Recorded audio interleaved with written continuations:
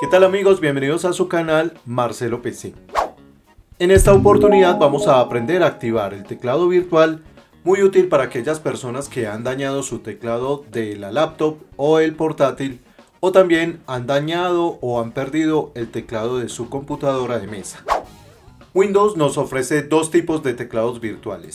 Este primero, que es el oscuro, donde cual nosotros podemos escribir cualquier tipo de letra.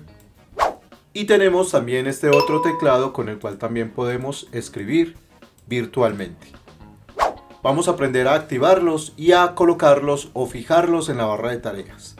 Muy bien, una de las formas para nosotros sacar el teclado virtual es desde la lupita, desde el buscador de Windows. Vamos a colocar teclado en pantalla.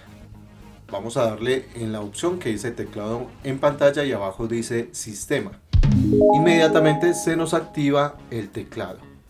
Para poder anclar este teclado a la barra de tareas, vamos a cerrarlo, volvemos a buscar teclado en pantalla, le damos clic derecho y le vamos a dar anclar en la barra de tareas.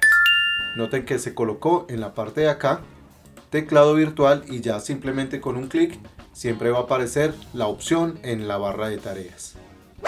Para activar el otro teclado virtual que nos ofrece Windows, que es de color blanco, simplemente le vamos a dar en la barra de tareas clic derecho y le vamos a dar mostrar el botón del teclado táctil. Se nos activa en esta parte el teclado táctil y si le damos clic ya lo podemos utilizar para poder escribir lo que nosotros queramos en el teclado táctil. Vamos a utilizar el otro teclado y podemos escribir cualquier tipo de número o letra que nosotros queramos utilizar. Como podemos observar, este teclado no tiene el menú de números al lado derecho. Para poderlo activar vamos a ir al botón de opciones. Se nos activa este menú donde vamos a activar el teclado numérico en este cuadro.